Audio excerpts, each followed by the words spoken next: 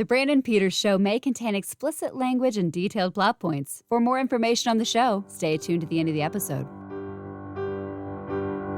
It's the summer of 93 at 30. Welcome to the Brandon Peters Show and our continued trek through the summer of 93 at 30 series. This is a weekend by weekend look at the movies released during the summer of 1993. And as always, with me for this from the Wrap, we have Scott Mendelson. That's not going to happen. And the host of... Did I do it? Did I make it a catchphrase? That's not going to happen? Okay. All right. Well, what is going to happen? Remind me when we start talking about In the Line of Fire. All right. Well,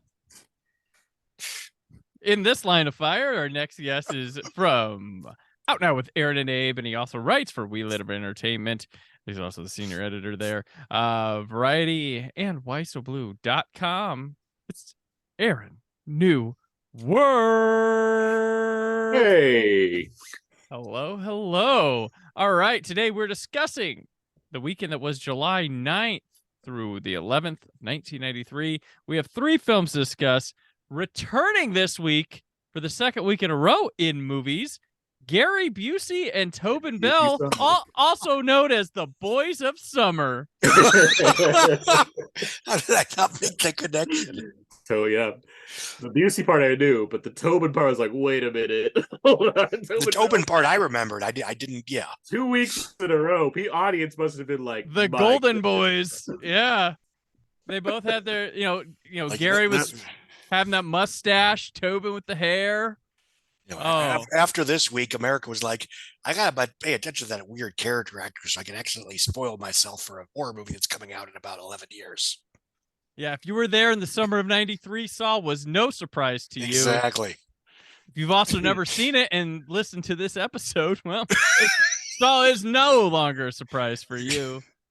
But yeah, no, that was a nice little fun connection, back-to-back weeks. Who would win the box office battle this week between them? They split off as they both were in the firm last week. Tobin, gets a promotion from his position in the movie last week to this one. We'll talk about that. Isn't it wild that Busey's not in a Jurassic movie? There's still time for his son. Yeah, there's still time for his son. His son got into a Predator movie in a Jurassic type role, so that is true. And an Alien movie. Yeah. Just with, troopers instead of xenomorphs. Right. The alien that fought the aliens is the movie he was in. One had a queen, one had a brain bug. Right, yeah. Beauty. Everyone's favorite Tomcat. So, as always, when we start off the show, we'll begin with the news. When I wake up, don't you know I'm gonna be the man who brings the news to you. Ball club since the start of the year. There's a drive to left field. It's hit deep. It is gone. Holy Toledo. Has anyone ever done that? Ricky Henderson has homered to open the A's first inning for the second time in this doubleheader. And the A's lead 1-0. And starting us off on July 5th, one of our favorite recurring guest stars of this Out Now. I was gonna say Out there. Who we have on the podcast of the Summer of series. Ricky Henderson leads off both games of Oakland's doubleheader versus Cleveland with home runs. The first time since 1913, folks. That's 80 years. It's Mr. Ricky Henderson breaking all sorts of records as we podcast about movies going on during summers. He's like, remember baseball, and we do.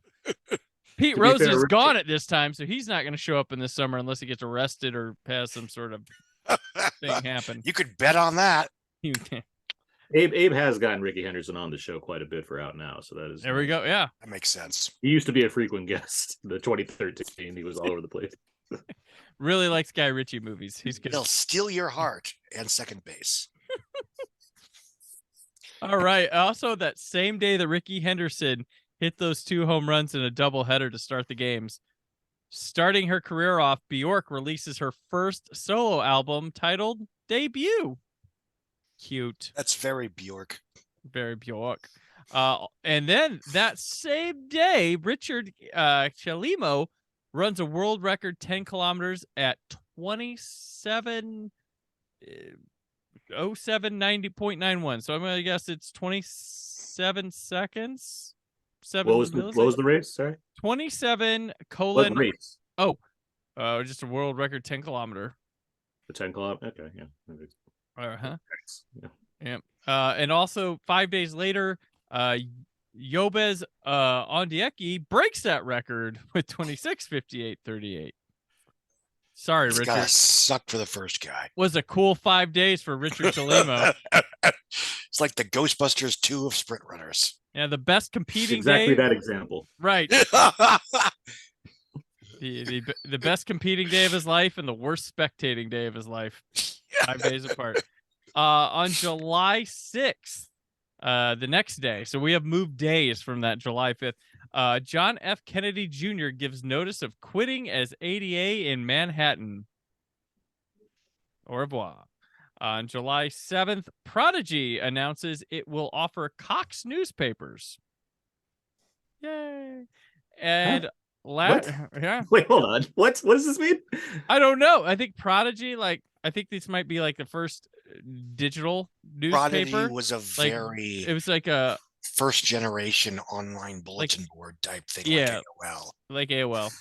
So from my perspective as a 90s child, I heard Prodigy something like the electronic band. Oh, Firestarter, yeah. Offered the Cox cable service that I have in my area. Like what combination is this? What's happening here? Beat the pressure. Come watch my cable and I'll test you. No. You youngins gather around and I'll tell you the tale of Prodigy and Netscape. Anyway. Newspaper. I'm not going to tell you the tale.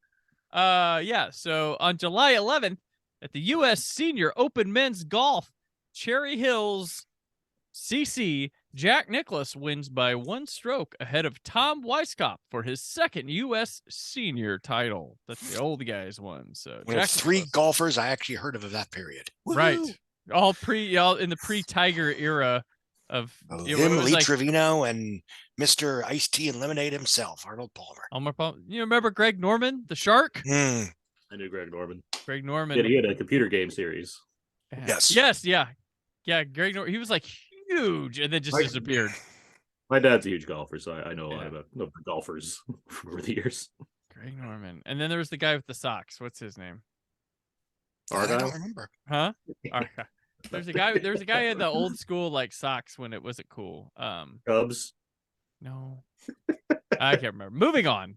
Our shoot him, Gavin.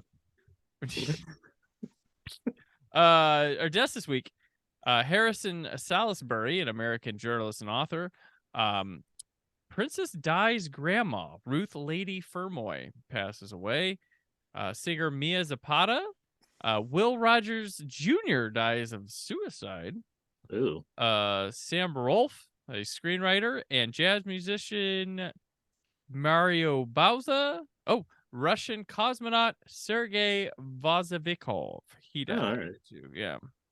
And then birthdays this week. Nobody. So if you had your birthday this week, insert your name here. You're a part of the summer of 93 at 30, but there were no famous people birthdays that happened in this week that are known. Everybody maybe that person's been, well, I can't say maybe that person's being born today because these are people born this week of 1993. So unless, but everybody, I'm just saying, everybody that's born this specific week in 1993, you are not special. Yeah, no. Harsh. Smash that subscribe button. Remember to subscribe, share on the internet. Your favorite like or die. The people born the next week and the week before you, remember they're better than you. To spread this around on Mastodon so everyone can see it. So it's so mean. You guy broke Scott. Oh gosh. It's my fault for taking a sip. Speaking of broke, Summer of '93. Speaking of broke, something that, if it ain't broke, don't fix it. I guess that how we'll get to Weekend of Bernie's 2. That's the worst fucking segue and that's saying something, Brandon. That really is. I don't try to make good ones, Scott. I'm committed to making the worst ones possible. Thank you. No, and that was hurts what my their mantra was soul. on the set. They were not. Guys, Don't fix it, guys. It's Weekend of Bernie's 2. We don't need to fix anything. Yes. All right. This summer, come to an island paradise for a weekend of fun. A weekend with Bernie. He keeps going and going and going. Bernie? Parasailing? Weekend at Bernie's 2. It just wouldn't be summer without Bernie. Rated PG. Now playing at a theater near you. So this one is written and directed by Robert Klein. So he responsible for this movie. Owns the series. Starring Andrew McCarthy, Jonathan Silverman, Terry Kaiser, Troy Byer, Barry Bostwick, Steve James. I love Steve James. Tom Wright, Novella Nelson, and Samantha Phillips. Larry and Richard use a voodoo-revived corpse to track down hidden money to clear their names. That corpse is still their boss, Bernie. First off, anybody rewatch Weekend at Bernie's 1 in preparation for this? Me too. I made the sacrifice. This is a professional podcast, Brandon. Yeah. All right. Quick thoughts on Weekend at Bernie's 1. Did we watch Weekend at Bernie's 1 again? Scott, of course we did. First of all, Scott, it's based on a book, which I think is hysterical.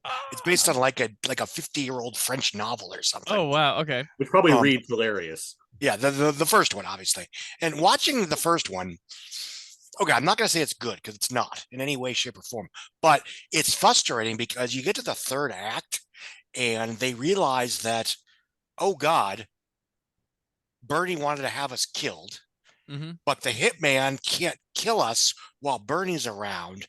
Ergo, to keep ourselves alive, we have to keep Bernie around with us. And like, that's the hook for the whole movie. If you had done that as your primary whatever, it would have given them an interesting and compelling and sympathetic reason to pretend that Bernie's alive the entire movie. Because as it is, most of the movie is just them, pretending that he's around just so they can be assholes. My thought is so different because it's like they, in the end of the first act, they kill Bernie, and my thought is, oh, the movie's over. Like, there's nothing left here. In a different movie, they'd arrive and be like, oh, he died. I guess we'll call somebody. The end. There's no natural way to give to like the rest of this except for the chicanery that takes place after. Well, I watched it. I forgot he was trying to have them killed when I watched it. I remember that for sure. Right. That's one of the few things I remember because it's such a fun transition. Yeah. Because I have to think like, well, why would they be down there with him? Like, oh, because he wants to murder them. Like, it just like, whenever I think of Weekend at Bernie's, it's like, well, 2 + 2, obviously. Damn, he's trying to murder them. Well, I didn't remember the killer guy being Don Kofka from Return of the Living Dead and stuff. I was like, that's awesome. Okay. I'm like, that's awesome. Like, he did look familiar. Okay, that makes a lot of sense now. Yeah, Don Kofka. So yeah, and I watched first. I'm like, man, this Andrew McCarthy fella, currently making a Brat Pack documentary. He is responsible for being like the star of this and Mannequin, 2 movies that were big hits and very, very of their time, that you go back and question who said this was great idea movies. He owns 2 of them, but like, he didn't come back for the sequel to the other one. But it's crazy that the superior sequel to Mannequin.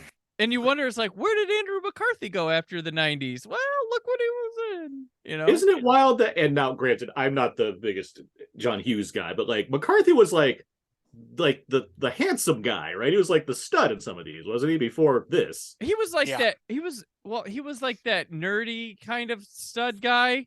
But he was still like romantic lead compared to where he's very much like the side, like more of the, compared to Jonathan, like he's more of the sidekick, rascally, wacky one by comparison. It's weird to me that he went from being like, this is like the straight arrow, and now he's like the all over the place, where's the louder shirts guy. Yeah, he seems like he's got the potential to play John Cusack parts not as good as John Cusack. Like that's yeah, what, like if you can't get Cusack, you can't get your McCarthy. Like, that's what it's like now. It's just weird that it seems like a downward transition from him, where it's like, how did this?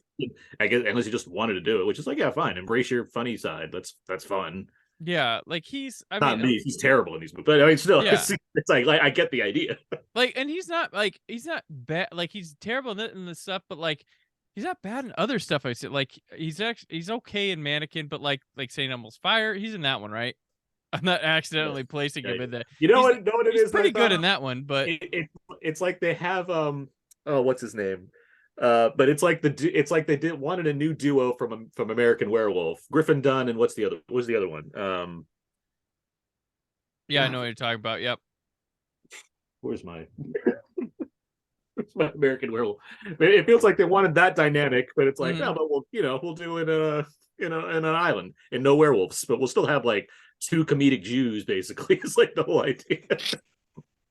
Yeah, so we get Bernie's one. I mean, I Terry Kaiser's, he was like a known presence, and kudos to him for if he was really the dead guy the whole movie doing it.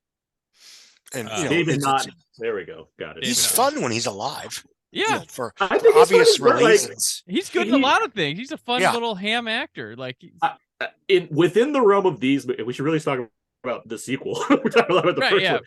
In the realm of these movies, he's doing a good job of being what he needs to be. I mean, I can't imagine that being easy.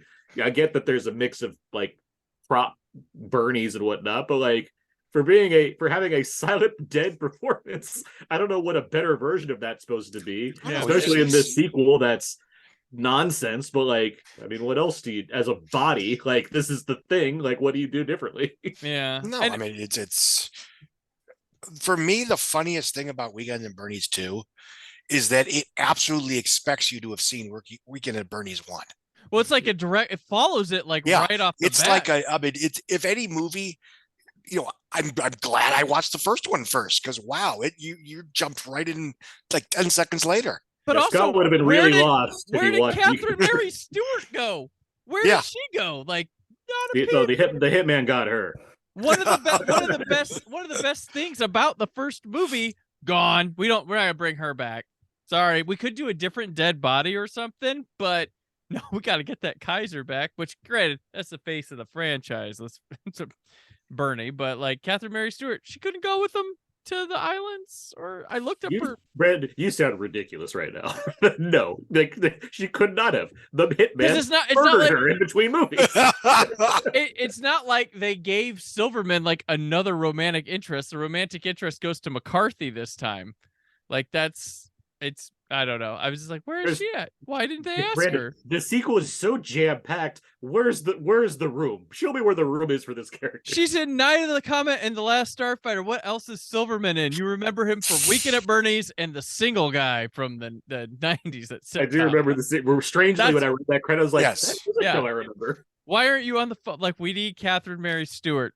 That she's the magic of the first movie. Weekend at Bernie's 2 needs to be a tight 1 hour and 25 minutes. You're like, I want a 1 hour and 31 minute movie, and I'm like, no, thank you, sir. That is. Or maybe she said director Ted Ketchup isn't coming back. The man, that guy, he's not. Man in his underwear in the first movie, right? That's his cameo. I will not stand for this Robert Klane ego trip, making himself director. I mean, this guy who did what? He did National Lampoon's European Vacation, the AKA Rusty the European Tour, and like only directed like 4 things. Yeah, they hired someone that knew what they were doing to really get out the gold of the sequel. Right. Like, we hired the guy that directed fucking First Blood and Uncommon Valor for the first one.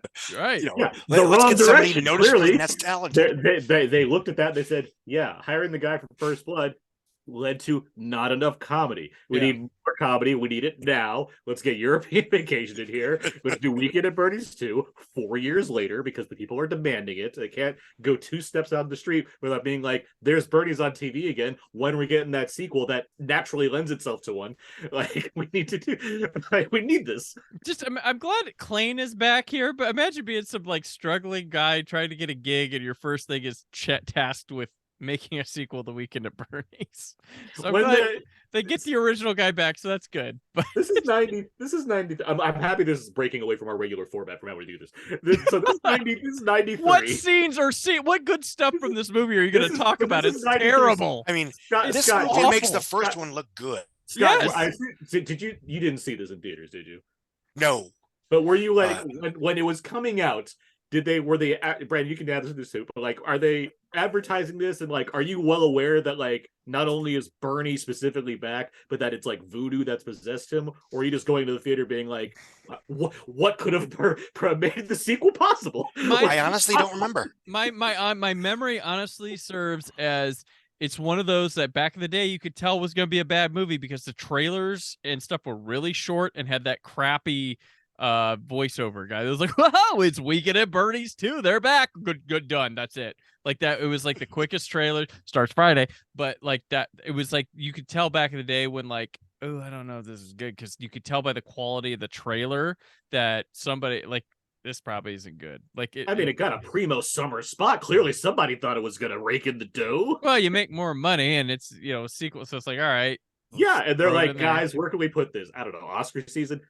Not good enough. Where can we put this? After 4th of July. Fucking perfect. Let's get this going right away. I mean, what comedies do we have right now going on? So I mean, maybe it was In the Line of Fire is obviously opening steps to it. It's hilarious. I mean, there's nothing like it from last week out there. There's Son-in-Law maybe that's like the only thing, and that wasn't proven. So Rookie for the Year was for kids. That's right for now, kids. you're telling me it's not. It's Sleepless in Seattle and it aren't in the same wheelhouse. Like there's Brandon, but based on the show we've been doing, it's been the summer of comedies. It's Super Mario Brothers, Dave, In the Line of Fire is already mentioned. Hot Shots Part 2, Sliver. Yes, but no, like this is Guilty as Sin. I don't know, like these two poor bastards roped into doing a sequel. And there's nothing. Oh yeah, they really had to turn down all so many A projects in favor of instead. They really didn't luck out. I mean, if this is all they were given, like this is all we got. Like, it's so bad that it's almost confusing. Yeah, because it's like I shouldn't be confused by what I'm seeing on screen here. And they can't even get jokes right. They can't even get. There's a scene where they have Bernie on the boat and he's tied up and he falls off the back of it and they're dragging him. And everybody's like, ooh, and they don't notice. Why didn't they make Bernie like accidentally pop up like he's skiing on his feet? That would have been funnier. Like they can't even get jokes right in this. Like Brandon, there's stuff that's there. This is a low budget movie here. We can't just be throwing visual effects money on the props that have to sit on water ski. How hard it is to film a dead body in water? And man, they have to kill a lot of people to be stuntmen. You get a real skier that just stays stiff. I don't know, but like. Yeah, it's just I don't know. There's nothing. It's hard to pay attention to this movie. I believe Klein. What's his name? Klein. Because the joke is necessary. I believe Klein went strive for authenticity, so he's going to be like, "Let me get a fake body, put it on water skis." He said, "Real body or nothing." And Terry Kaiser was like, "I can't do water ski. I only ski surf." And so yeah, he was not. Like, he's like, listen, guys. What if Weekend at Bernie's, but Serpent and the Rainbow. Think about it. Think Pretty about much. Yes. Pullman should have had a cameo. That's what I'm hearing. Would have been great. It should have been Barry Bostwick. That's what Barry Bostwick. Yeah, he could have been Barry Bostwick. Barry Bostwick way out of place in this movie. Barry Bostwick's in here like, it's fun, right, guys? On set, like Barry Bostwick's in here being like Eugene Levy was busy. Yeah. Barry Bostwick has Eugene Levy in Splash, but less hairy. Yeah, this is one of those movies you forgot Barry Bostwick was in. Like, so he's grateful for that. Yeah. Which, hey, Scott, Barry Bostwick is back because we did Megaforce with him. We're doing his finest movies. We did Megaforce with him in summer. I love the return. No wonder he stayed on Spin City for as long as humanly possible. Yeah. He's quite fun on that. Don't get me wrong, but it's. So I think it's time. So there was the one great thing in this movie is that someone had to animate an opening credit sequence. That's why I like, like the Christmas Vacation, the old school. I like that 90s movies are like, we should have an edit. Now that means somebody had to like spend time on a project for Weekend at Bernie's too, and I'm very like grateful that happened because the animation is pretty solid. So I looked this up because I needed to.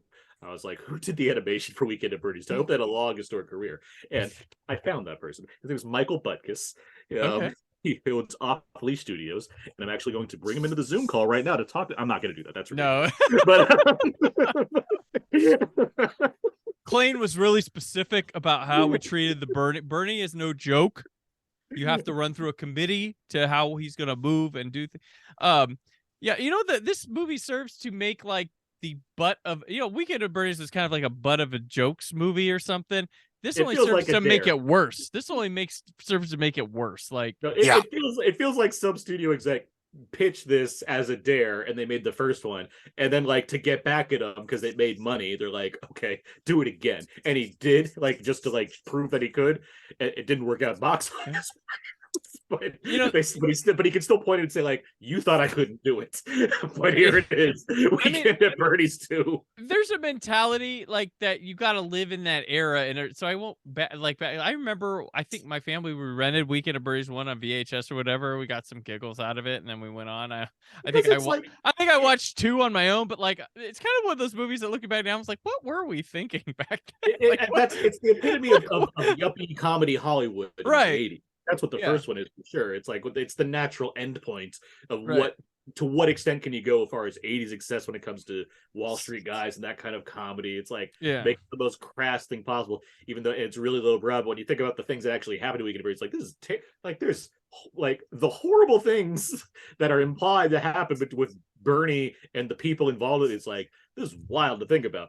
Then the second one, if anything, walks it back to a degree. A little bit. Because the voodoo thing is so much more, I'm not going to say kid friendly, but it certainly hits a certain... It's more fantastical. Yeah, exactly. There's magic now. And music. Unless I missed it, nobody has sex with the corpse. Yeah. Nope. He doesn't have some old fling down there. So by the way, this movie is, I don't think we've actually said this. This movie's bad. This is a bad movie. Yeah, it's fucking terrible. Oh god, it's awful. This is one of this isn't like, there's no secret gem of a comedy in here. There's no higher calling going on. There's no secret like, well, this is what it's really about. There's no like, actually this guy's actually really good at it. Everybody top to bottom is bad in this movie. This is the comedic House of Cards for this summer. Comedy. And this is, speaking of walking back, this is another example of you have a PG-13 original that spawns a PG-rated sequel. Mm-hmm. So they clearly knew that the only people that really enjoyed this film were very young. The first film were very young children. And that certainly explains the emphasis on, I mean, even just in comparison to the first one, it's more of a farce.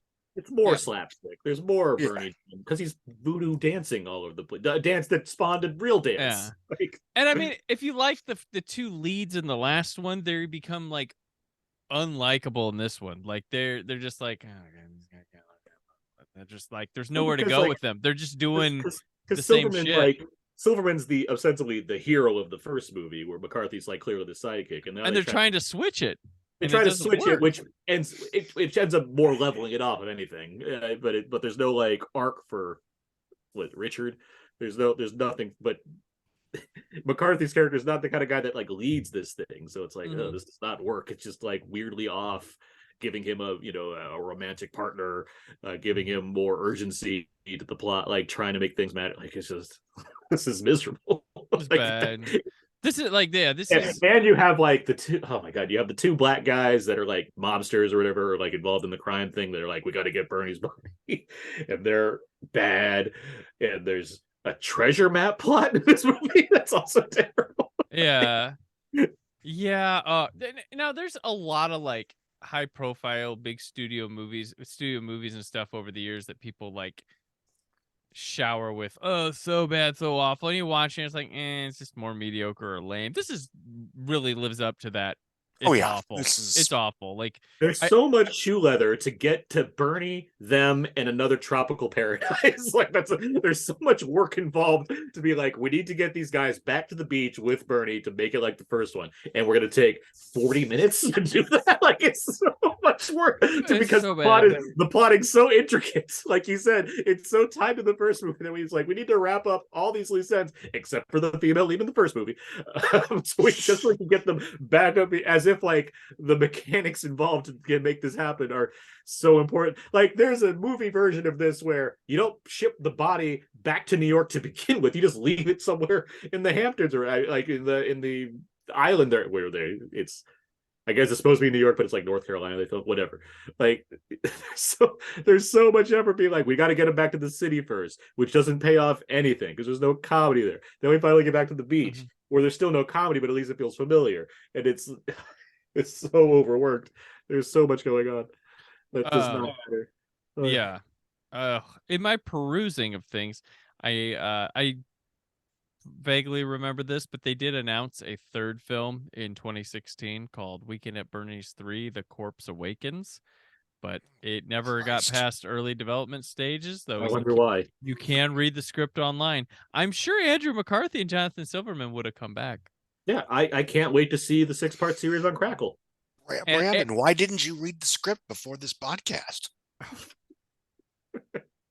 I have enough toilet paper in my home. I didn't. You can do a dramatic reading, but it's quadruple ply. Yeah, maybe we'll do an online read for an episode of Weekend at Bernie's 3: The Corpse Awakens. We could probably, if anything, we should write our own Weekend at Bernie's 3. It's gonna be like dark and gritty and a deconstruction of the original Fable with lots of post 9/11 security state. It takes place in some sort of afterlife, and Bernie talking about how like trouble the like and all this. Make it deep and dark, and it's going to be Mad God, except it's 3 of them. It's the 2 holding the and they're going through the underworld trying to get to the end. Oh my gosh. Oh my god, I'm done with Weekend at Bernie's 2. You guys? Oh, we don't want to. Yeah, let's move on. I have another like 20 minutes to talk about this movie. Is that not good? No, we'll do that for the Patreon subscribers.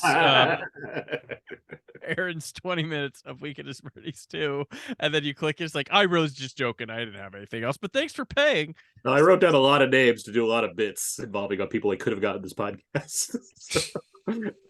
Oh my gosh, Terry Kaiser, you're a gem, but man. And he's in Mannequin 2. He's the villain in Mannequin 2. Good for him. That poor bastard. All right. Terry Kaiser, innocent. He's not even in the good Mannequin movie. Guy's done nothing wrong. No. And he's in the worst Jason movies. Poor bastard. Poor bastard. All right. But let's move on to the TV ratings here from Weekend at Bernie's 2. He reported racism in the U.S. Army. Then he was shot by a fellow soldier. The Army calls it an accident. What really happened? An all-new Dateline NBC. Tuesday. This week in the Nielsen ratings, we have number 1, Home Improvement on ABC. Splitting the difference, though, 60 Minutes on CBS comes in second. Then Roseanne on ABC in third. It's Another Newsweek is Primetime Live on ABC, and 2020 on ABC are number 4 and 5. Coach is number 6 on ABC. On CBS, Scott was watching Murder, She Wrote, which I was not. 7th. Next, okay, we have a TV movie in number 8 called Absolute Strangers. So not kind of strangers. These are absolute strangers. Not vaguely aware of each other, but they're really actually kind of strangers. It's a Gilbert Cates film about a husband who tries to keep his comatose wife alive by allowing doctors to terminate her pregnancy. Hearing about this, anti-abortion protesters start a legal campaign to gain legal custody of the fetus. This cast rocks. Read this cast. It's a movie from 1991, so it's just a rerun of it, starring Henry Winkler, Richard Kiley, Patty Duke, Carl Malden, Audrey Lindley, Jennifer Hetrick, Doris Belloc, Jane Atkinson, and Stephen Gilborn, Tony J, James Karen, Mitchell Lawrence, Alan Oppenheimer, Nancy Youngblood. Sorry, I was laughing at that. For that where that whole synopsis went. I was like, oh, and then I was like, oh shit, he's got a terminated pregnancy and a coma. Oh, like oh no, gain legal custody of the fetus. What are they gonna do with it? They already are born in it. Is it for one of their like, look at this? This could be a human. Smash that like and subscribe button for the Brandon Peters Show Summer of '93 at 30. Shiva Origins. Yes. Number 9 is a tie. There's so many ties this summer. 48 Hours on CBS and Seinfeld on NBC. All right. So from there, we head on to our next very funny movie of this week, Rookie of the Year. Rotate slowly. When Henry Rowan-Gardner's arm healed, Funky, butt-loving. a little strange, Mom, watch this.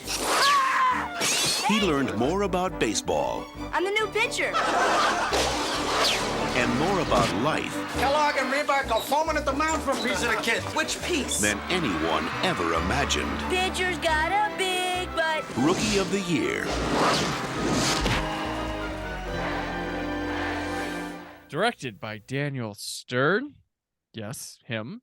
Written by Sam Harper, starring Thomas Ian Nicholas, Gary Busey, Albert Hall, Amy Morton, Dan Hedaya, Eddie Bracken, Bruce Altman, Daniel Stern himself, Robert Hy Gorman, Colum Jackson Durstein. When an accident miraculously gives a boy an incredibly powerful pitching arm, he becomes a major league pitcher for the Chicago Cubs.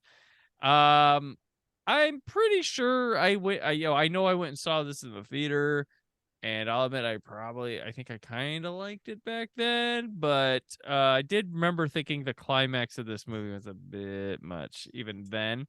But watching it now, it's terrible. Not very good. Every kid on the playground or playing Little League did the pitchers got a big butt thing back in the day when that came out. A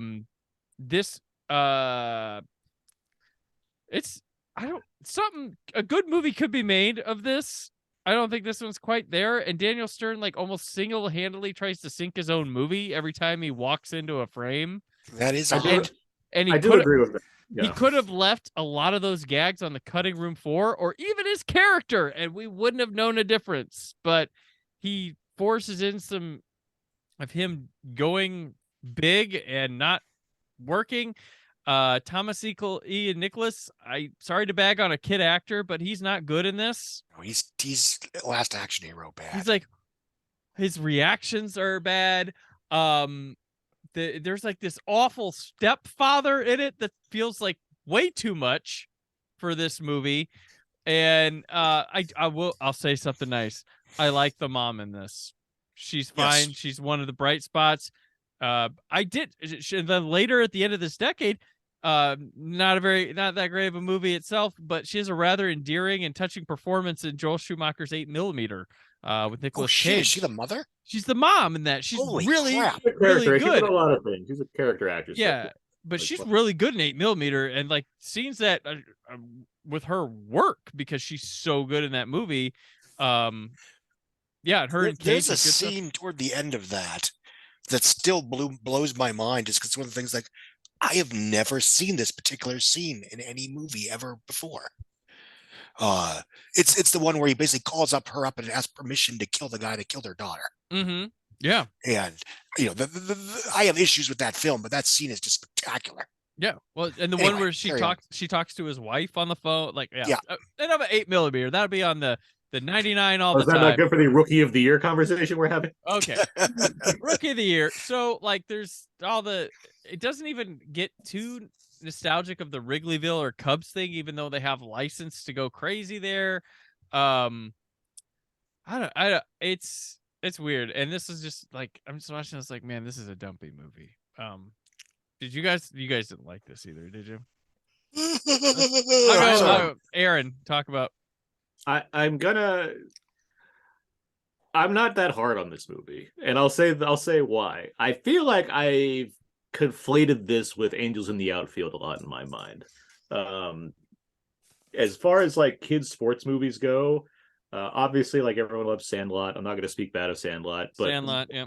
Little Big League was my favorite kids sports movie as far as like ones involving kids. As far as like kid friendly sports movies, Cool Runnings, obviously. But I this and Angels in the Outfield are they feel like they're very much in the same place of each other because it involves basically some kind of fantastical element. I think Angels in the Outfield is terrible. I feel like that movie is wildly uneven when it comes to balancing, this basically foster kid has a very heavy plot, yet it wants to also have giant gags involving angels. Where this movie, I feel like I've been harder on it just because I've been putting it all together, where I agree with you for as far as like Daniel Stern stuff is bad in this movie. I think there is a lot of gee whiz acting from Thomas Ian from the kid in King Arthur's Court. And Daniel Stern. No, I said Daniel Stern. You said gee whiz. I was like, yeah, he does that too. Yeah, there's like that stuff is not the best. And I do think a stronger movie could have done more with him becoming a star and his friends, losing sight of his friends and his mom having like there's dramatic stuff in here that I think would work if not for Daniel Stern seemingly inserting these because of like studio testing. Like that's what it feels like to him. Especially as far as his character goes. It's like it feels like there's a movie here that had less laughs and they're like, we need more laughs, and they just crammed it, and we need to make 90 minutes. So we need to cram in like jokes in the midst of this thing that should sell itself as far as like, yeah, there's this weird occurrence that makes this thing happen. Now, I will say, I do think the baseball stuff works. Not the third act. I agree with you there. I think the third act is bad. Because they both this and again, Angels of the Outfield involved this like, we lost the thing. What do we do? I mean, if we just toss a ball at 5 miles an hour, the guy can't hit it, of course, so we'll win the World Series. It's like, but before that, though, I do think the stuff involving Gary Busey, and Apocalypse Is Now, Albert Hall, and the kid and the team. Although there's not a lot of team camaraderie here, it's really just the Busey stuff, like compared to Little Big League or even Angels in the Outfield, which has like McConaughey among other people. This is pretty much like just the pitchers, which whatever. I still it works for me. What's his name? Stedman was Stedmaker. What was his name? Rocket. Character with his fake mustache. I think that stuff is redeemable. It works, and his relationship with the mom works like that, and like training him to become a better pitcher. I like that the movie does it just because he can throw it fast doesn't make him automatically the best pitcher. Like it takes a few games for him to actually become good on the team. Like there's stuff there where I can see the movie they want to make here to make it a more competent sports movie. I can't forgive it for the other things that it's doing that make it more like, let's make sure everybody's laughing. All the kids are laughing at the theater because goofy shit happens. But I do think there's a skeleton of a thing here that could work if done a little bit better. So I don't hate this movie because if I'm going to show like kids sports movies, it wouldn't be the bottom of the pile, wouldn't be the top, but it's still like, it's not incompetent. It just like makes bad choices. It made it in a good enough time around the track for you. So that's where I was with Rookie of the Year. I didn't immediately hate watching this. It was just like, I get what you're going for. It's just not that great. Yeah, that's what I say. I'm like, something's there for in better hands to be a solid movie, but it doesn't work out in the execution. Scott, what were? Not a fan. I did think you're right. The baseball stuff is fine, especially when the adults are at center stage. Gary Busey is good. Amy Morton is good. Even Dan Hedaya is always fun to see him. Yeah, hold on, real quick pause, because Dan Hedaya, this is the kind of movie where he plays like the guy that wants to get the team and he'll make all the money decisions. But it's also the kind of movie where as soon as his plot is thwarted, the next scene you see him, he's selling peanuts in the audience because that's how these things work. Once the discovered, you're not fired or sent home. You're tasked with selling peanuts to the audience. You gotta work your way back up. You gotta work your way back up again. You're back to this. There's probably arrestable offenses he's done in this movie, but it's like, no, just put a peanut thing on him. And, to be fair, this is very much what a kid's movie was like in the quote-unquote 90s. and it was very broad. It was very, very clean cut morally. And you had silly payoffs like that, like, the end of Ever After, where Angelica Houston, oh no, she has to work in the laundromat or whatever. Ugh. Or at the end of Daddy Daycare, where Angelica Houston again, she has to work as a traffic guard. Blue collar labor. Ha ha. Thank God for Roald Dahl, who would either murder them or have them have a sudden change of heart to be like, take her, and then like do their own thing.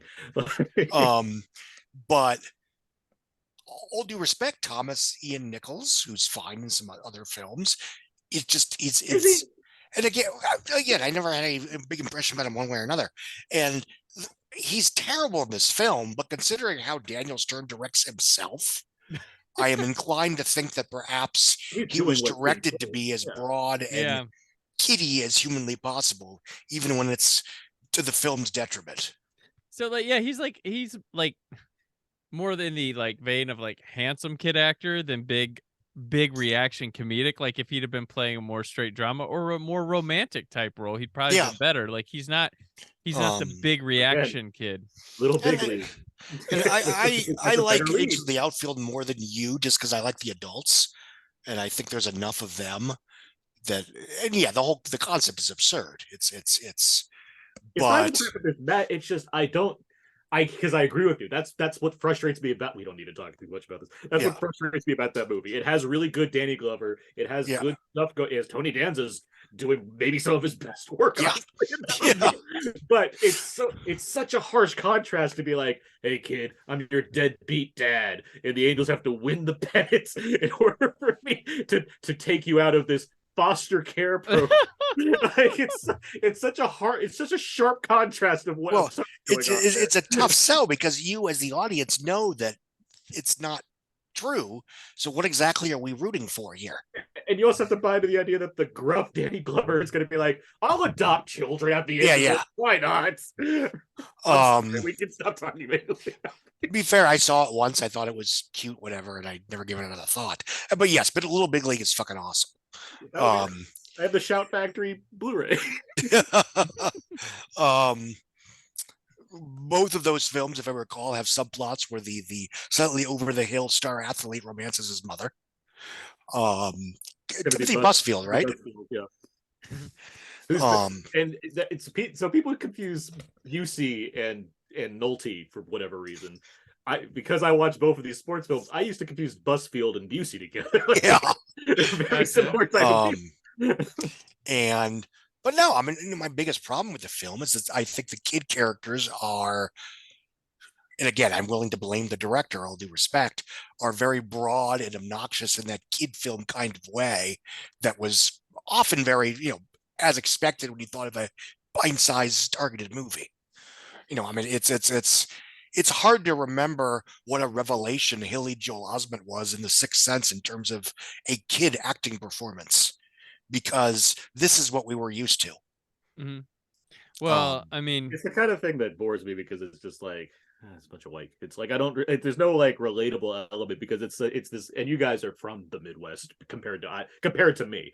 It's like there's something somewhat more relatable as far as the baseballness of this and the fact that it's set in Chicago, or if it, they all seem to want to emphasize this like, Americana aspect despite being modern times for that time, where I don't relate to any of that. It's like, I like, throwing the ball around or whatnot, but I'm like, I'm not from that area. All the kids do not look like me. None of them are Jewish. It's America's pastime, Aaron. And it meant something. No, I didn't give a shit. And they like Chicago, living in the Midwest, Chicago's is very much its own place. Like it has its own vibe within the Midwest. It has its own mass vigilantes, its own killer clowns. I mean, and Stern was wrong here with this movie. It didn't need his baseball player. It needed a Switchblade Sam. That's what kids' movies needed during this summer. And Busey was right there. Or just bring over Tobin Bell. He's obviously around. Well, speaking of Busey here, like we had him last week in The Firm, and we have him here, and he's doing two completely different roles. I'm looking at him here. I'm like, man, he used to be able to do like the Nicolas Cage thing, where the guy knows what movie to bring in what movie, and like because he's really good dramatic. Like you always forget how good Busey could be dramatically. Like you go watch that. you go watch Silver Bullet, and he's like excellent in there as this like alcoholic uncle guy that it's just like it's like wow man, this guy could really the Buddy Holly story and like all. I don't want to like spend time pinpointing when he went like overboard and it's just like done for him. Black Sheep. Yeah, like the mid like the up to the mid 90s, he certainly knows, he's doing his. I like Pappas and Point Break. I don't like when he dies in that movie. Like it's fun to watch. Yeah, but that is he very much has an eccentric that movie needs. He has an eccentric personality, but it's still like it's very capable in these in The Firm last week. I liked his character. It's sad that he dies in that movie. Yeah, I mean he brought a nice element of camp in the movie that still kept it a drama too. Like it was really something that really you can't really pull, like not everybody can pull off. And then that's that's why it's a good point. That's a good draw. Like it's Predator 2, like he's like, what is this? What do you want? What kind of Busey you want? You get this, and like he knows how to do it, and he's doing it in these like big budget, big studio movies. Whereas Nick Cage he's always done that, but you were getting it on the regular, I guess, like 5-6 times a year in straight to video things. Or smaller films, but like he like okay, what's this about? Okay, I know what to do. And that's why he works here. Like I do, that's what I'm saying about the bit. Like I do think he works as I like that he's not mean to the kid. I always enjoy watching actors that are known for being larger than life and or villainous just play a regular nice guy. Yeah, that's one of the reasons I like Missing as much as I did. Other issues notwithstanding. Well, like the movie's not great, but I have this great feeling when I'm watching him coach the little league team at the end because he was so good in the movie. It earns it. It earns that. Yeah. So it's like that's why I can't like hate this movie. Like I was just watching Weekend at Bernie's. It's like I know what a bad movie is. This movie is whatever. Yeah, like, it's not like the dregs by any means. And having things like that, or having the mother, who I do think is effective as well. I can't defend Bruce Altman at all, but I'd never seen him go that big before, so that's something. Yeah. Like, he goes wild in his like climactic scene in this film, and it was like Bruce, like he's like a kind of a dry wit kind of guy. That's more of his roles, right? So it's like it really does do the thing that annoys the hell out of me in any number of movies where the second act turn where he realizes that he has lost sight of what is important and needs to learn his lesson. It's one of those situations where he didn't really do anything wrong. It just sort of, the movie has a plot turn where all of a sudden, now he has to feel bad and reconnect with his friends and his mother. And you mean kid? I thought you meant Bruce Altman. I was like, what? No. It's like both Bad Moms movies. It's one of the reasons I don't like them is that, both films in the second act, Mila Kunis is brought low and made to feel guilty and responsible for something that she didn't do and has no control over. I agree with you as far as this movie goes. Yes, there's nothing he like. It's like, I'm on a professional baseball team. Yeah, I make every friend meeting that we're supposed to have right now. Right, yeah, I think it's like shooting a commercial or something. It's like it's not like I want to be here. I want a kid. Yes, I also want to go to the lake and be on a boat with you guys. I'm sorry that my professional baseball career has gotten in the way of he's shooting a commercial where he's lip syncing with Ray Charles, because remember it was Pepsi. Like that's what Ray Charles did back in the day. You know what the lake's not doing? Going anywhere. You know what Ray Charles is doing? Getting the fuck out of here in 3 hours. So I'm going to shoot this commercial. Right. But yeah, I mean, did I like it? No. It's fine, whatever. Yeah. Did Daniel Stern ever direct anything else? Nope. This is the one thing. You know why? Because this was bad? Well, that probably. I mean, you know why he directed this to begin with? I was trying to check multiple sources to make this clear. He was seeing the treatment of Macaulay Culkin on Home Alone, and he wanted to make a movie that reflected that. There's the idea of a kid being kind of brought into sudden start. Really? And he wanted to make a movie about that experience or whatnot. Fascinating.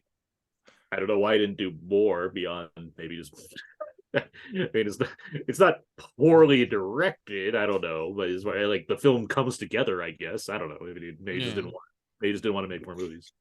That's fascinating. I also know they really wanted Joe Pesci for Gary Busey, or like maybe I guess who else would he be? I guess like one of the but like Daniel Stern didn't want to like have a. Well, Dan Hedaya's character could have been Joe Pesci. Yeah. And Who do they have in oh no, they wanted but the compromise was like getting John Candy because like, well, they're not together in Home Alone, so it's like whatever, we can get John Candy. Yeah. He's got Sternska also did Celtic Pride. Does he have any more sports movies that he did? And Breaking Away with bikes. Breaking Away, yeah. Stern in sports. He did he certainly had the kid thing going. He has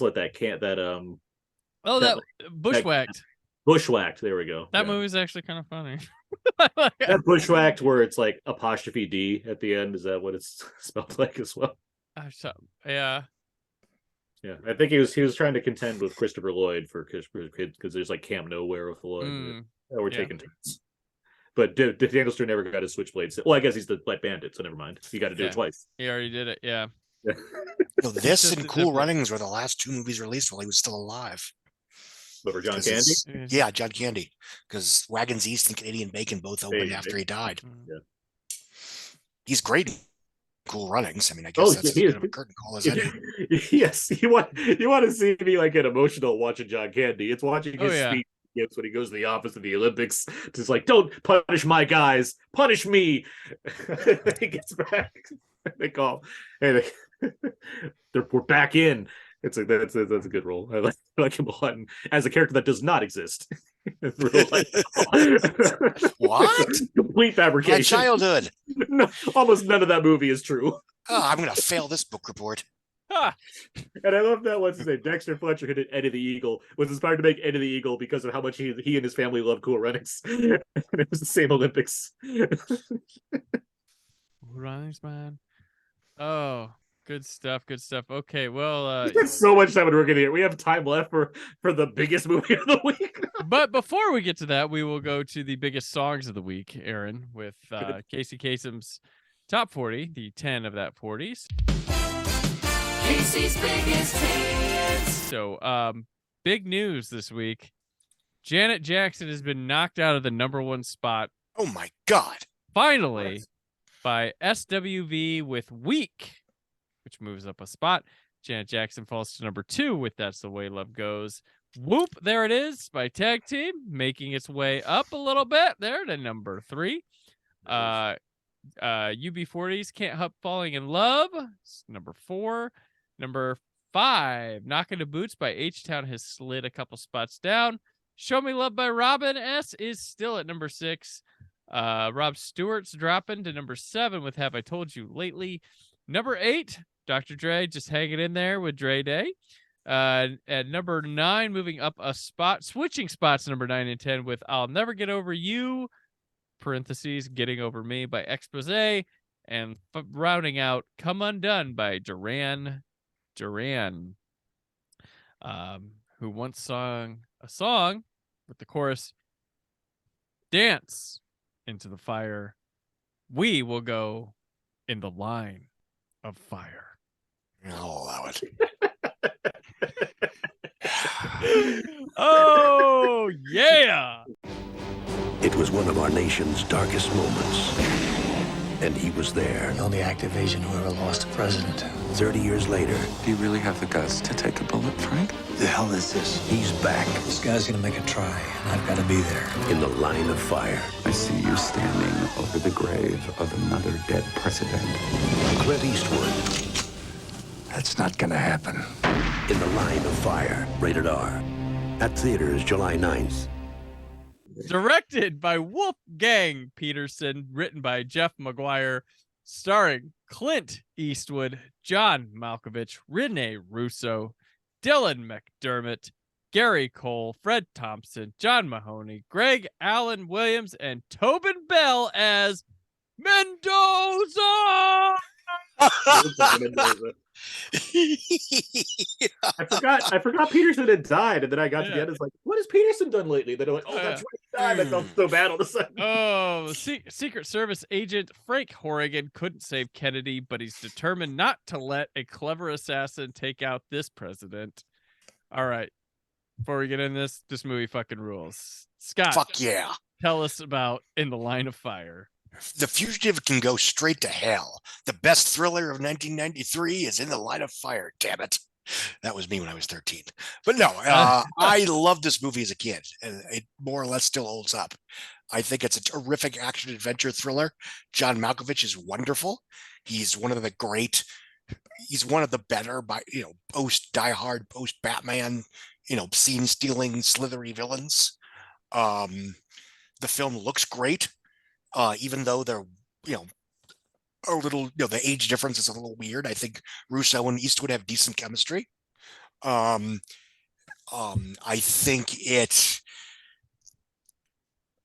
the prototypical of what I think of what a big Hollywood movie used to be. And I know I whine about that a lot, but this used to be just, it's a Saturday night at the movies. It's just a freaking great one. The score is terrific. Dylan McDermott is very good in a smaller supporting role. This might have been the first time I noticed him. I don't recall offhand. You thought it was good? He's fine. I mean, he'd go on to other bigger, better things. I'm with Scott on this, and I'll tell you why in a later. Okay. I think he plays I don't want to say a wimp or whatever, but he plays fuck it, I'll go on that later. But yeah, it's a great high concept. Obviously, it's from a different time when the very idea of, protecting those who were in political power from lunatics that would try to kill them for whatever reason was a pretty apolitical concept. And again, it's one of those weird thrillers that, as much as people like to talk about action movies being very conservative, and I think overall they probably are, there were a lot of films in the 90s about basically how the American government, through its corruption and duplicity, and this was theoretically when Bush and Reagan were in office, created all these monsters that were coming home to roost. The Rock, Under Siege, and The Line of Fire, where the idea was, or even the Rambo series to a certain extent, which is why I've always been conflicted calling those films, Reaganist propaganda, even though Reagan himself, took Rambo, as his own kind of thing. Because at the end of the day, the governments that these anti-heroes or outright villains are angry about, well, Clinton wasn't in charge then. The other guys were. But beyond that, I just think it's just a spectacular, crackling action adventure picture from somebody who was very, very good at that. I think he was, without really becoming a marquee name necessarily, was one of our better, just big, blustery, popcorn directors. And I'll stop rambling because I really, when we're talking about a film that thinks I have nothing to say but just cost us superlatives. It's my favorite Clint Eastwood movie. Oh, okay. Okay. Take that, Leone. He's not going to come here and give you a high five, Scott. Jesus Christ. Well, maybe if I say I love A Perfect World. All right. He's an underrated one. Good on you. Good Night and the Good and Evil still sucks. Sorry. It was no absolute. Well, you can blame it on Edgar Spacey blows. now. All right, Aaron. I like Hereafter. I do, actually. If that brown pigeon flies off before that white one, I know I think about pigeons. I don't disagree with Scott, except for the fact that it's going to get blown out of the water by the fugitive in a few weeks. But the movie is exactly what Scott said as far as being just a cracking action picture. It's a 3-star, well-acted movie. I mean, it is doing more than 3. It's 3.5-star, whatever. It's really good at doing the thing that it's trying. It's a 4. It's a 4. 4 out of 5 for me, but oh yeah, not 4 out of 4. Damn it! No, if you say that, then I'm going to say 3.5 out of 4. It is for what it's doing it incredibly well. We'll talk about Eastwood and it stands. Like, yes, he's really good in this. And what his last movie that he acts in that he doesn't direct or produce, which is wild. Other than like Trouble with the Game, although he probably produced he that. produced that. Yeah. Like, this is his last, like, you just hired me on and I'm going to do the movie kind of movie. Yeah. And yeah, the fact that this movie tries to get away with him like wooing over Rene Russo, it's like, all right, fine, whatever. Like, it doesn't need to be here. This movie could be an hour, 50 and not just over 2 without this stuff. But what am I going to say? There's no women in this movie, so yeah, put one at least in this film. You have one of these great 90s casts of like everybody, somebody, which I quite enjoy. as far as the Dylan McDermott thing goes, the thing about him is I don't like him in general. I think he just really bothers me in movies. So seeing him play a guy that gets just emasculated over and over again is very satisfying. That is that's why I think American Horror Story is one of his best roles, because he plays like a guy that very easily goes insane to the point of like just screaming into mirrors, be like, "What does this house want from me?" It's just really it's like, yes, I don't like to see him in authoritative mode whatsoever. So the fact that the beginning of this movie is this guy gets captured, nearly suffocated to death, and then has PTSD through the rest of the movie is very entertaining to watch. And it's a good counterbalance to Clint Eastwood, who's seen it all because he was at JFK's assassination. So it's like, that's great. Malkovich is fucking scary in this movie. He is so good. He is so good wearing costumes and noses and wigs, taunting him on the phone. His teeth. Like, I get that I get that he has like a modus operandi as far as like, I was whatever, I was involved in stuff and now they threw me out the window. But I like that. But regardless of that, he's just there to fuck with you throughout the movie. Like, that's the whole purpose of his character. It's like, let's give this killer some like life. All right, let's just have him talk to Eastwood a lot throughout the film, to the point where even the end of the movie, it's like he's still talking. Like, it's I think there's a line about that. This is so great. It's such a well-earned like supporting actor. Like, I love that 2 supporting actor nominations are like the cool like other side character in the movie. This and Tommy Lee Jones. It's like, that's such, you don't get that now. We're like, the clearly most entertaining character in a blockbuster film gets an Academy Award nomination. That's so satisfying. I love this got 3 nominations. It's got an editing nomination and a writing nomination. That's like Top Gun getting a writing nomination. You get like Johnny Depp in Pirates. He got nominated. Yeah. Because that's such a force where it's like, how could you not nominate it? Same like Robert Downey Jr. is blackface. Yeah. There's that's Russell Crowe. Yeah. Johnny Blackface. It's like I like when that act, but even then, that's still like you get one of those every couple of years. Yep. This is a summer where like 2 of those were great. True. Like, yeah. Let's get both of them in here. They're both awesome. Oh yeah. I mean, the action in this movie is better than I remembered it being. I haven't watched this in a while, and I didn't see this when I was young. I caught up with this when I was maybe a teenager, and then like later on I started watching it more because it's just whatever. It's great. But like the action is, for a movie like this that doesn't require like shootouts, it's more chases. It's really solid because Peterson knows what the fuck he's doing here. Like, he's really good at just making tension out of essentially elderly people running around on rooftops. Geritol fueled action. And I've always loved the climax of this movie. I've always loved the kind of showdown between the two at the end, and the maneuvers that Eastwood's doing to like make it go his way. It's a really solid, really fun summer movie for sure. Yeah, this movie. What? No, it's an incredibly satisfying climax. Yeah. First of all, obviously, it pays off with him jumping in front of the bullet, and that's fair. That's exactly it. Right. And you get this great, and you get this great, fisticuff fight in a glass elevator, which ends with a glorious death plunge, where you see him land. By the way, that's a little odd, even in R-rated movies. I mean, bam. But the one bit, like right in the climax, which is where this is classically Hitchcockian, which is, when he's trying to fiddle with his stupid wood gun and he drops one of the bullets, and like everyone in the audience like they gasp. Oh, wait, I'm not rooting for that. Right. No, yeah, that's true. And speaking of Hitchcockian, there's a whole segment from Vertigo taken out of here too when he jumping the roofs, which I had in my notes like, oh, Dylan McDermott can't even play dead convincingly. So he works in this movie because he's surrounded by such talent. Yeah. So much that it's making up. But like Aaron, I struggle with him. I'll say something nice. He's pretty good in this movie called The Clove Hitch Killer. He works in that one. Yet to catch up with. Yeah. But he normally a lot of times gotta be the right situation for him to work. But yeah, you're right. On paper, that character is terrific and stuff with that.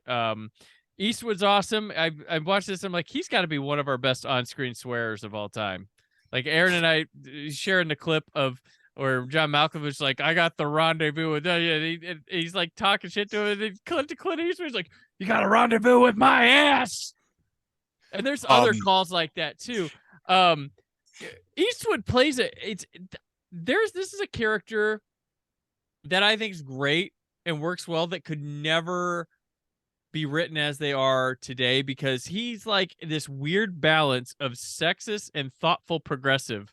Like, I can't tell what the hell he is, but I like that. I like, it's an odd, it feels odd, like he's like leering and all, like, you know, hits on Renee Russo because she is the female in the room and she looks fine, and but he's also like cares about her career and would be willing to make the sacrifices on himself for her. He's Clint Eastwood. He's cool as a cucumber. Yeah, but like he's Clint Eastwood, where he's like, I'll talk to a chair and make fun of Obama. Also, I made a movie about $1 Million Baby about euthanasia. Like, this guy's can do anything. But it's like, this guy's real. Like, now you have to write one way or the other way. You can't write this guy who's, you know, unless he's the villain that is like all for like some sort of cause, but he cackles at the lady as she walks by.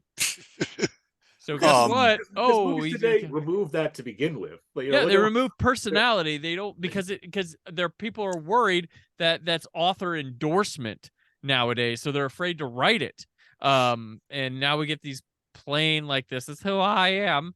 This is who I am.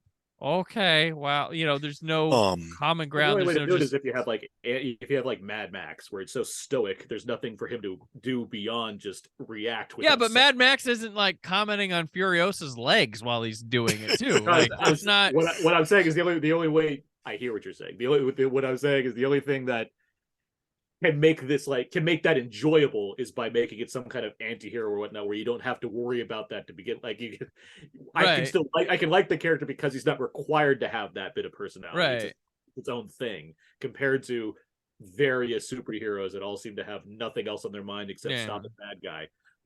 It's like men can't find women attractive anymore, and women can't find men attractive anymore, because then we get in trouble. Like, it's like, no, we literally do.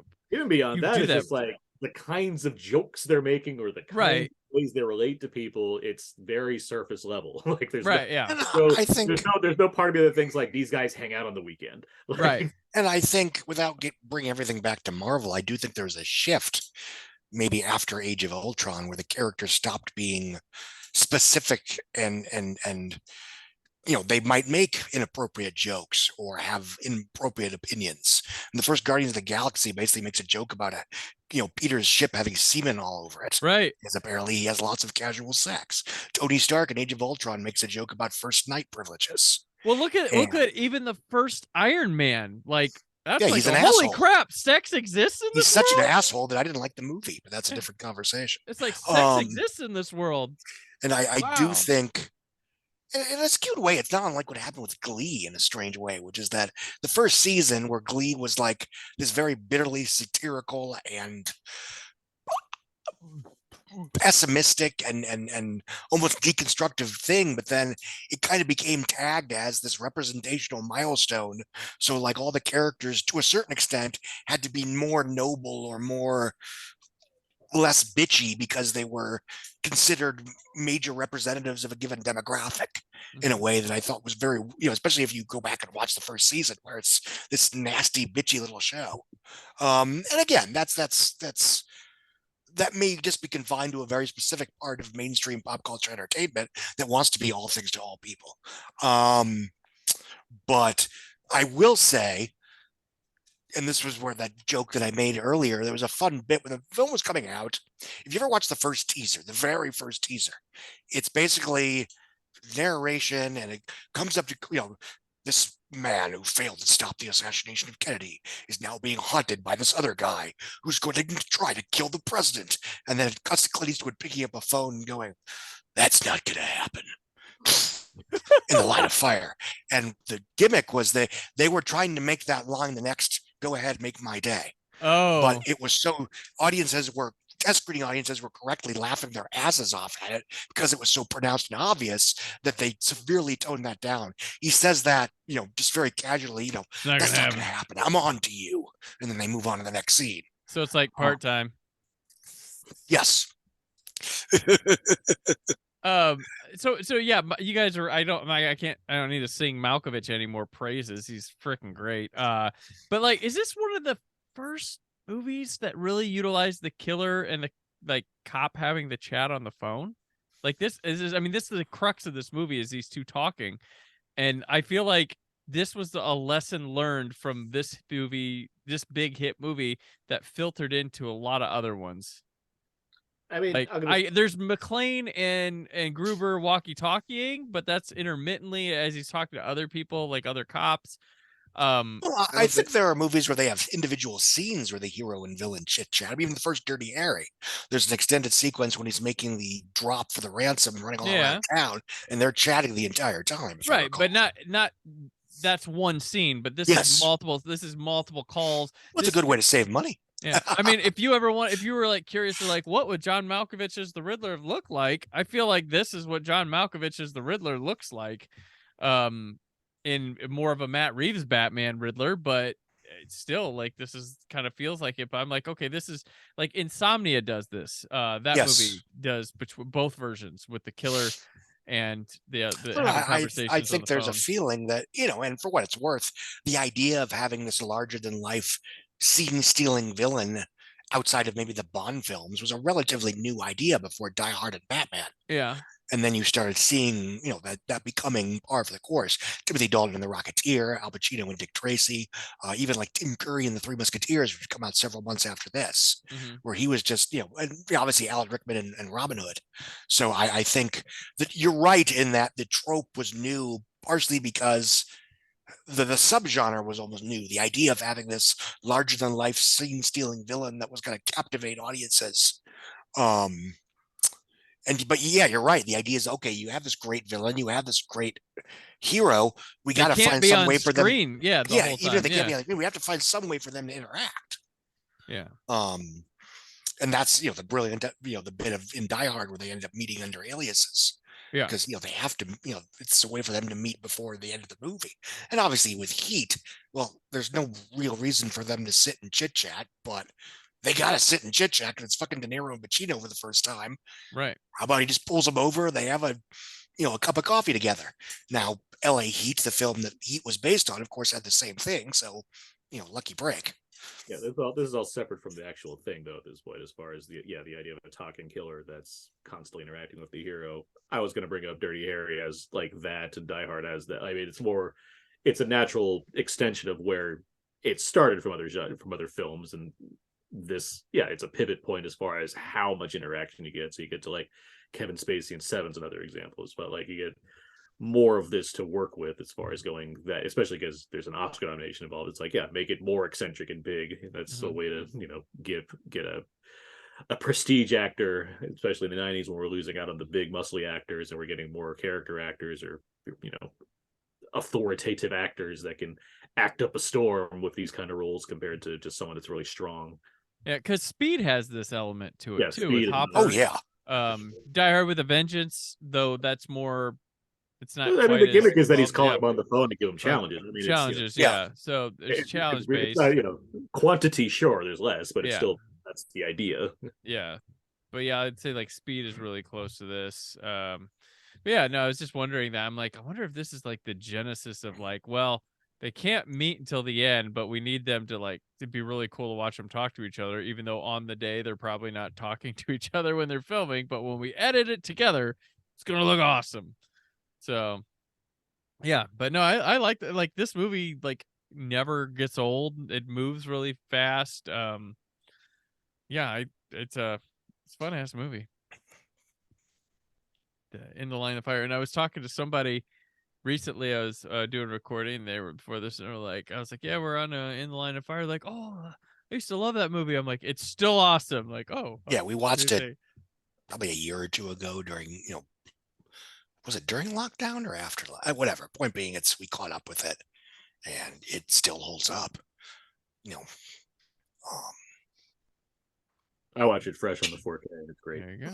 It looks wonderful. It's still hopefully holding up for people is our segment of Yancy's Tales from the Video Store with Yancy Berns, telling us more from the video store. Well, this is where the world-famous video archives was.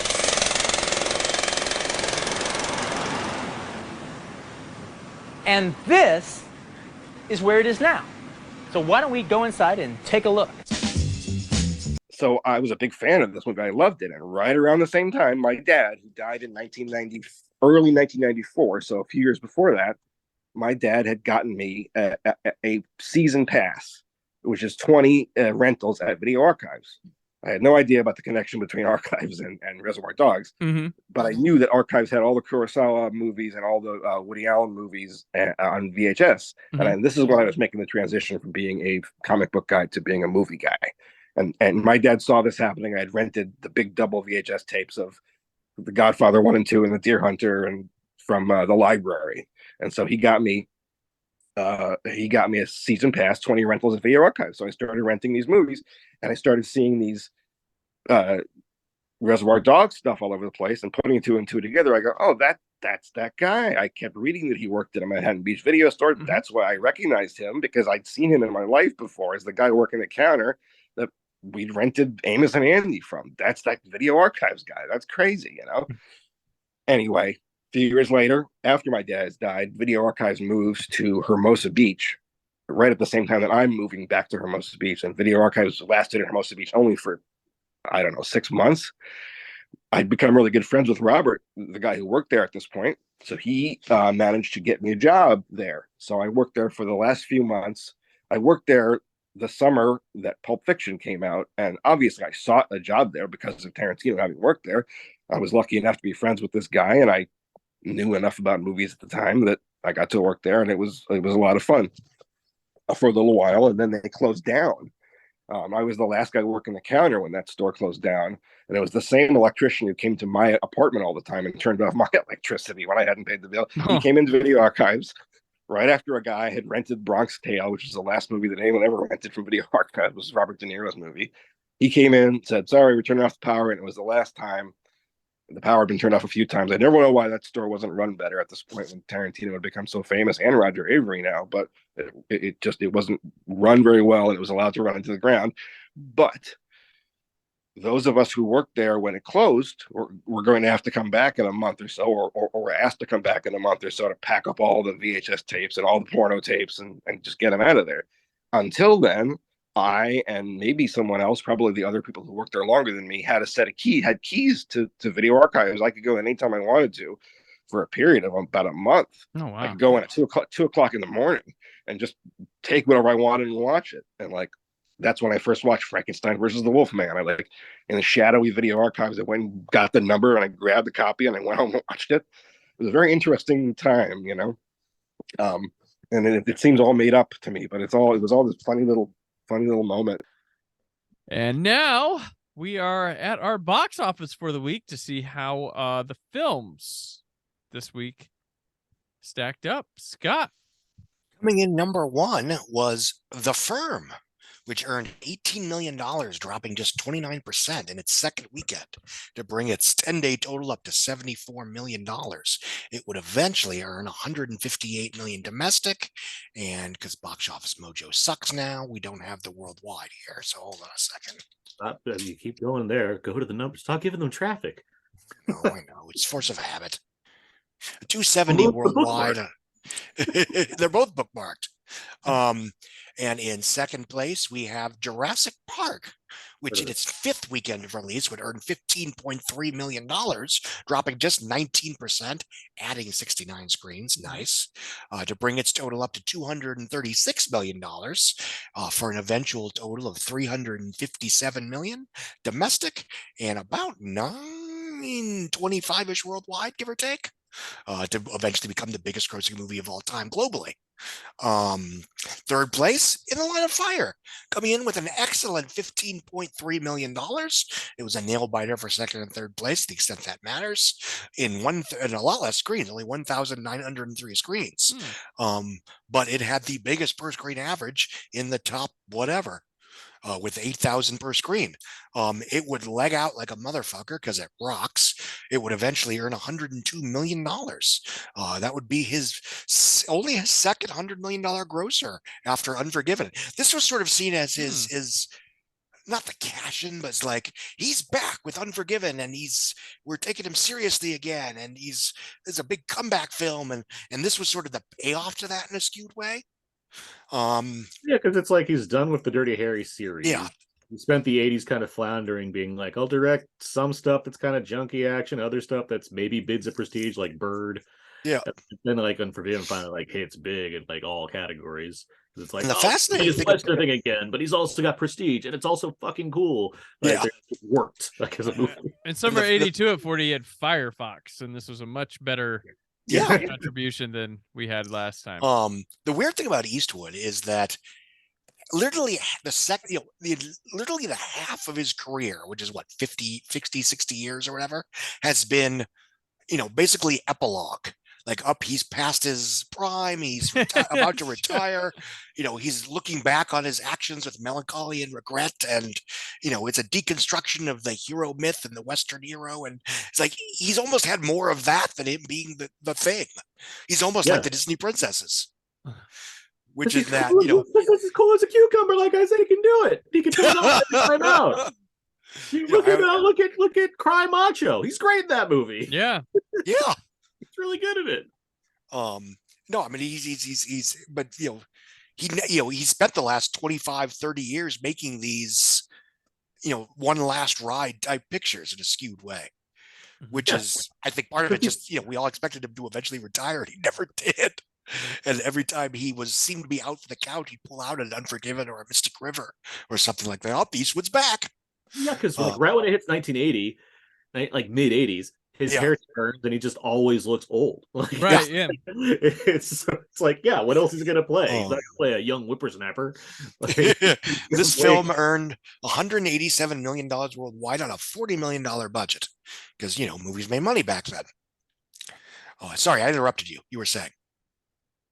I was saying, no, I'm good. Oh, okay. Number 4, Sleeps in Seattle, $10 million in weekend 3. It would earn $59 million so far, bringing its totals up to 126 domestic eventually. And you're right, I should be just doing the numbers.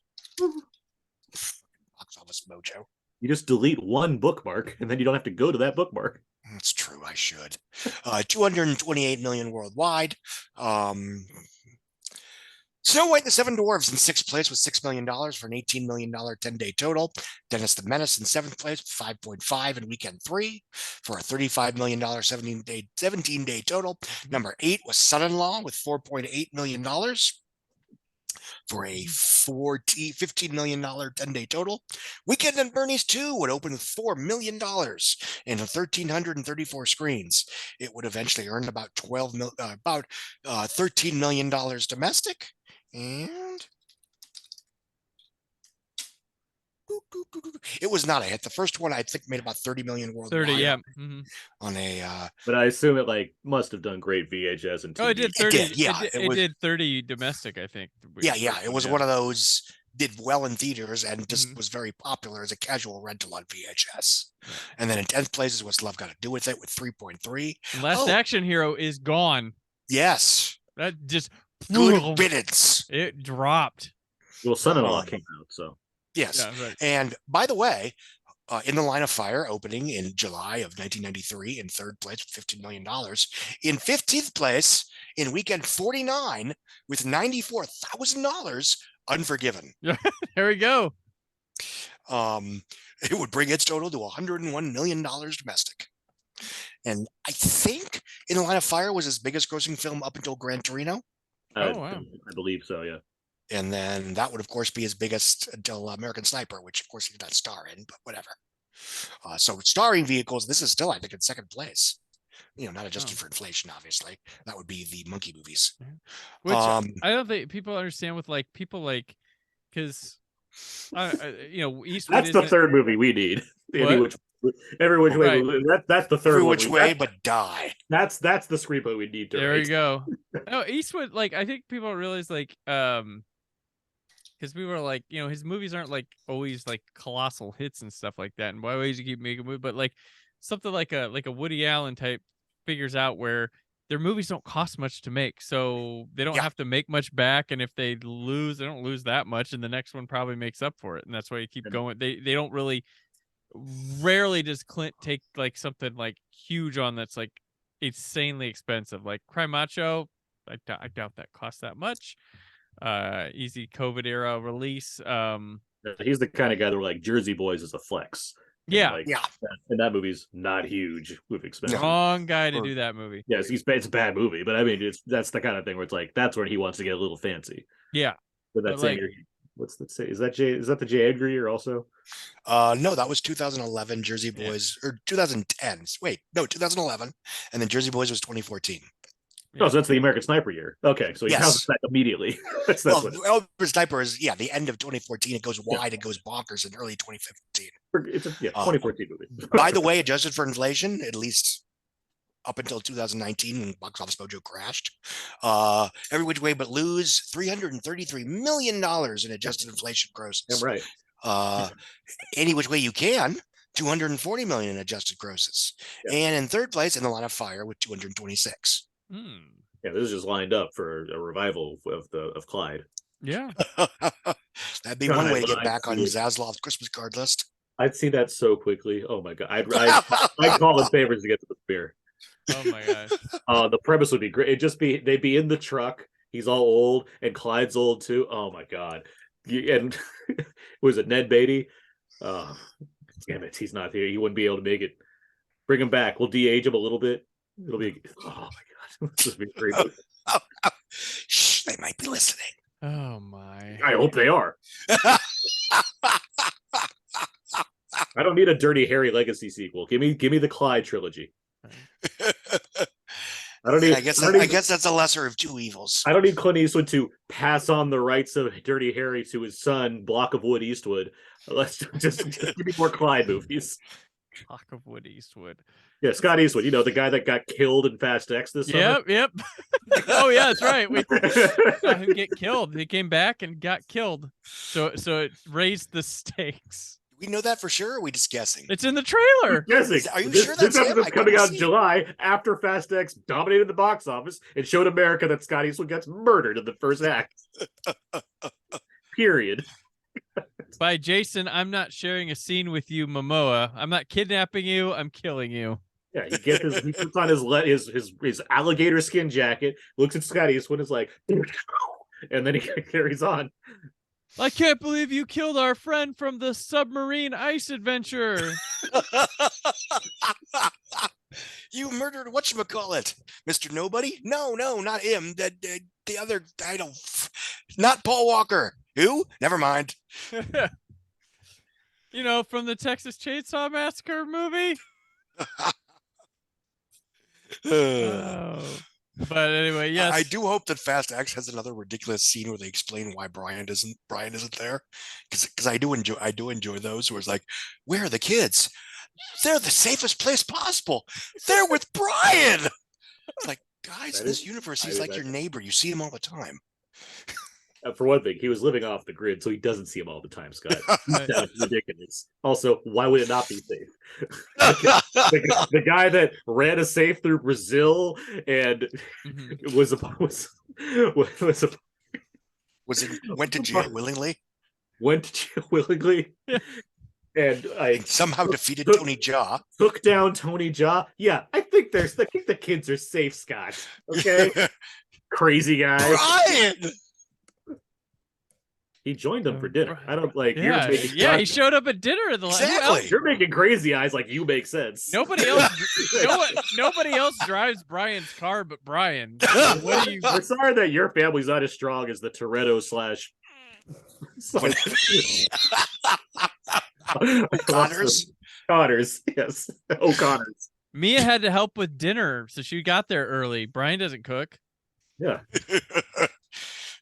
Kids wanted to play. It's fine. But anyways, that'll do it for the weekend that was July 9 through 11th of 1993. Scott and Aaron, thank you for joining me, of course. Before we sign out, let people know where they can keep up with you, Aaron. You can find everything I do at my personal blog, thecodezeek.com. I write for leaveentertainment.com and Why So Blue, and I'm on Twitter at AaronsPS4. I also host the podcast Out Now with Aaron Abe with my friend Abe, talk about weekly movie releases, and probably reflect on the great times we had with Fast X. All right, Scott? I am at therap.com. I'm on Twitter at Scott Mendelson, and that's basically where you find me. All right, I'm on Twitter and Instagram at Brandon4KUHD, written work at whysoblue.com. Next week, hold me like the River Jordan.